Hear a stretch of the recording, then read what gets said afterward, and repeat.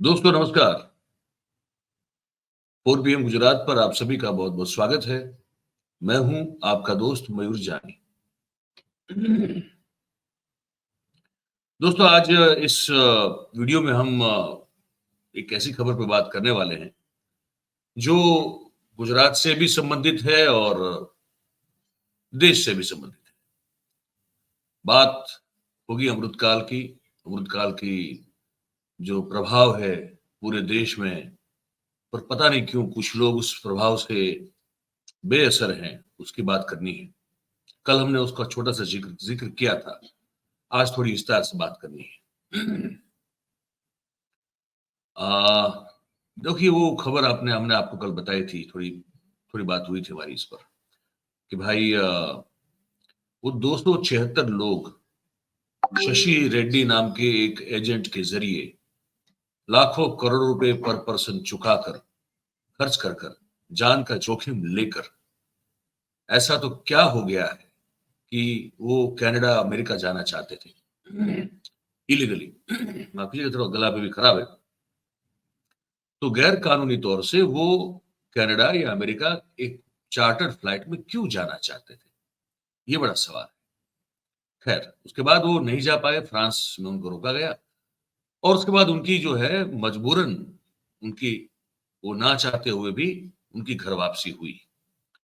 तो वो मैं आपको दृश्य दिखा रहा हूँ, आप दृश्य देखिएगा, मैं खबर आपको सुनाता हूँ, उसको भी आप ध्यान से सुनिएगा। ये आप देख रहे हैं, ये जो सर और अपना मुँह छुपाकर ये हमारे जो भारतीय लोग हैं, जिनको कि डिपोर्ट किया गया, उनको 6 दिन या उसके आसपास का समय जो है वो वहीं फ्रांस के एयरपोर्ट पे बिताना पड़ा। 25 लोगों ने तो कहा वो फ्रांस सरकार को कह दिया था कि भाई कैसे भी करके हमको यहाँ रहने के लिए शरण दे दीजिए, हमको आसरा दे दीजिए, हम वापस जाना नहीं चाहते। खैर, दृश्य देखिए आप। तो अब ये सब जो है वो मुंबई पहुँच गए, मंगलवार की देर रात को मतलब बुधवार की कहते हैं ना कि भोर को वो पहुँच गए। उसके बाद इनसे जब मीडिया ने संपर्क करने की कोशिश की, तो ये लोगों में से कोई भी एक शख्स भी जो है कुछ भी बोलने को तैयार नहीं हुआ। उन्होंने जो है वो चुपचाप से जो है अपना सर छुपाते हुए, अपना चेहरा छुपाते हुए, कुछ लोगों ने वो नहीं किया लेकिन बहुत सारे लोगों ने अपना चेहरा छुपाया। वो छुपाते हुए वो अपने-अपने जिस जगह उनका घर या ठिकाना जहाँ भी होगा, उसकी ओर जो है वो रवाना हो चुके थे। ठीक है। बताया ये जा रहा है इसमें से 276 में से करीबन-करीबन 96 जो है वो गुजराती है इसमें, ठीक है। एयरपोर्ट पर सीआईएसएफ समेत और भी जो एजेंसीज़ थी, उन्होंने इनकी ठीक तरह से पूछताछ और जाँच की है, ये बताया जा रहा है। लेकिन किसी एजेंसी ने भी क्या बातचीत हुई, क्या पूछताछ हुई, किसी ने क्या कुछ बताया या नहीं बताया, उस पर अपनी टिप्पणी करने से पूरी तरह से इनकार कर दिया। ये दुबई से निकारागुआ जा रहे थे और वहां से फिर उनको अमेरिका या कनाडा पहुंचाया जाना था, ये आपको मैं बता दिया। तो ये जो है 303 थे एक्चुअली बताया जा रहा है, उसमें से 276 वापस आए हैं।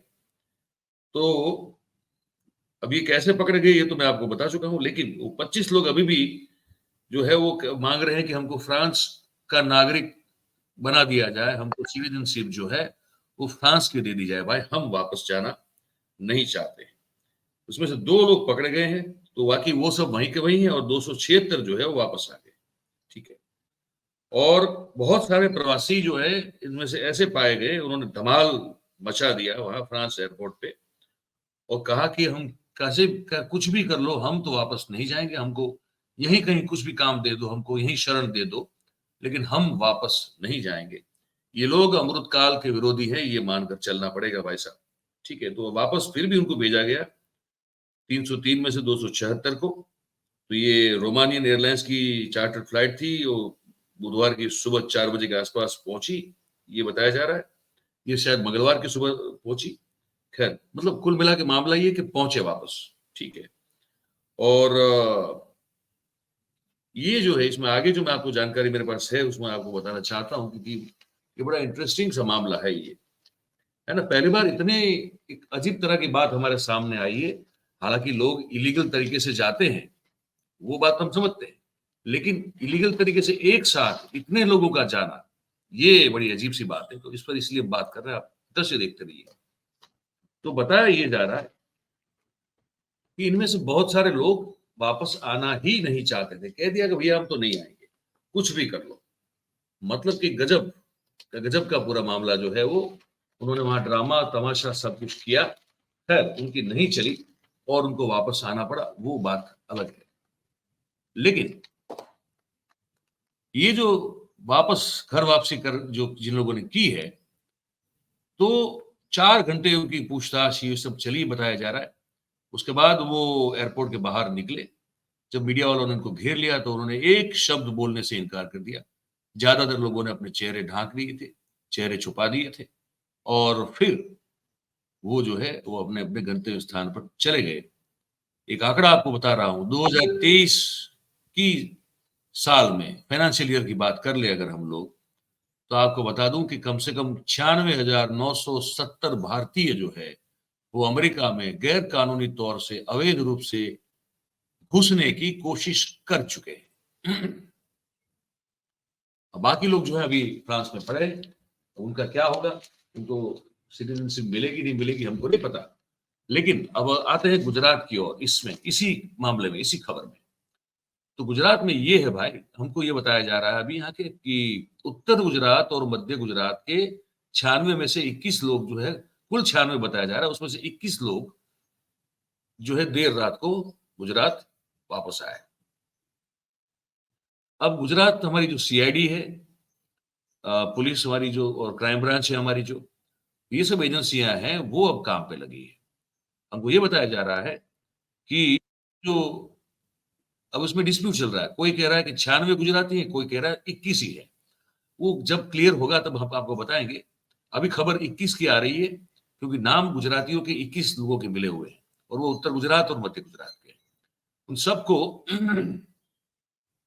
भाई साहब मैं आपको बता दूं कि जिन एजेंट्स के द्वारा इनको इस फ्लाइट में बिठाया गया था, ऐसे 6 एजेंट है, उनकी शिनाख्त कर दी गई है और उनको, उनकी पूछताछ की जाएगी। और ये जो अवैध रूप से, जिसको यहाँ गुजराती में कबूतरबाजी कहते हैं, क्या कहते हैं, कबूतरबाजी, तो कबूतरबाजी कर रहे लोग हैं जो इलीगली, अवैध रूप से लोगों को अमेरिका, कनाडा या किसी और देश में घुसाने के पूरे षड्यंत्र में शामिल है। वो लोगों का पूरा नेटवर्क तोड़ने की कोशिश की जाएगी, ऐसा यहाँ पे हमको बताया जा रहा है। ठीक है। अब जो क्राइम ब्रांच के पास जो लिस्ट है, या सीआईडी क्राइम के पास जो लिस्ट है, उसमें ये कहा जा रहा है कि गुजरात के 21 युवा तो इसमें कंफर्म है, उन सबका नामों का लिस्ट मिल गया है।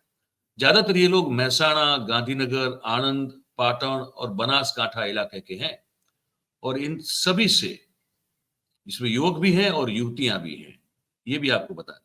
ठीक है, युवक भी हैं और युवतियां भी है।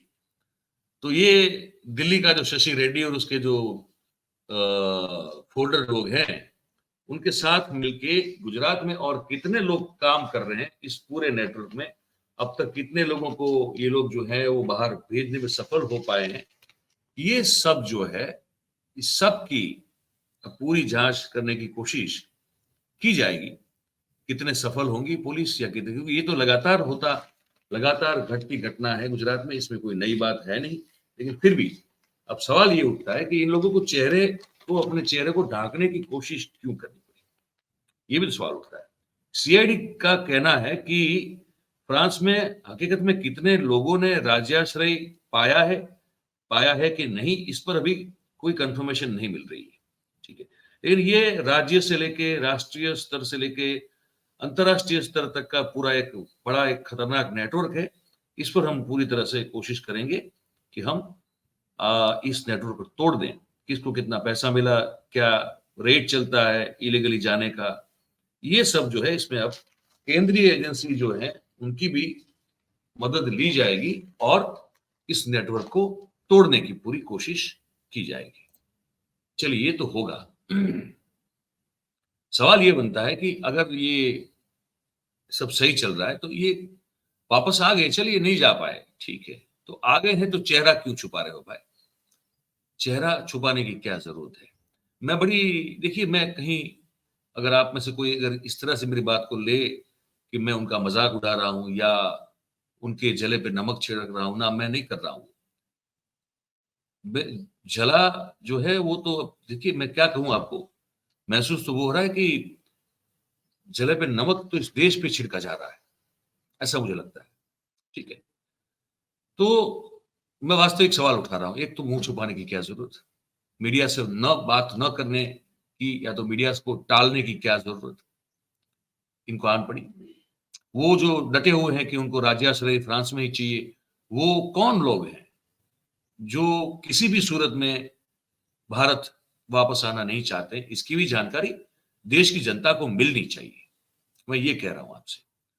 और क्या ये जो हमारे आंखों पे पट्टी बांधे, दिमाग पे ताला लगाए, जो हमारे अंधभक्तों की ये जो फौज है, क्या ये जो देश किसी भी कीमत पर छोड़कर बाहर भागने की फिराक में लोग जो थे, जिनकी मजबूरन घर वापसी हुई है, इनका इनके साथ क्या बर्ताव होगा, क्या व्यवहार होगा?